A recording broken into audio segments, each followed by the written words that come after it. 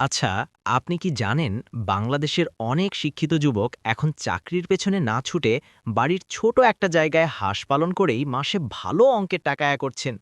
হয়তো আপনিও ভাবছেন শুরু করবেন, কিন্তু সঠিক লাভ ক্ষতির হিসাবটা মেলাতে পারছেন না।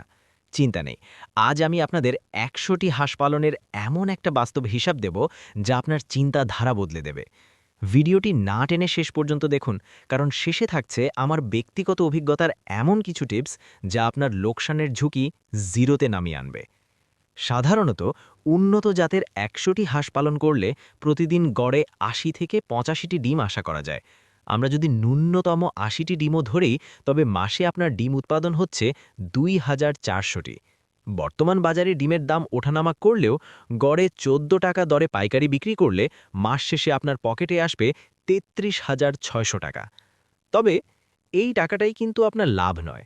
পেছনে আছে খাবারের খরচ আর সঠিক পরিচর্যা। ১০০টি হাঁসের পেছনে দৈনিক ১২ কেজি দানাদার খাবার আর আনুষঙ্গিক ওষুধ খরচ মিলিয়ে মাসে আপনার প্রায় ১৭,০০০ টাকার মতো খরচ হবে। অর্থাৎ সব খরচ বাদ দিয়েও মাসে আপনার নিট লাভ থাকছে ১৬,০০০ টাকার ওপরে। আর আপনার যদি নিজের পুকুর বা চারণভূমি থাকে, তবে এই লাভের অঙ্কটা কোথায় গিয়ে দাঁড়াবে একবার ভেবে দেখেছেন? তবে মনে রাখবেন, এই লাভ কিন্তু সবাই করতে পারে না।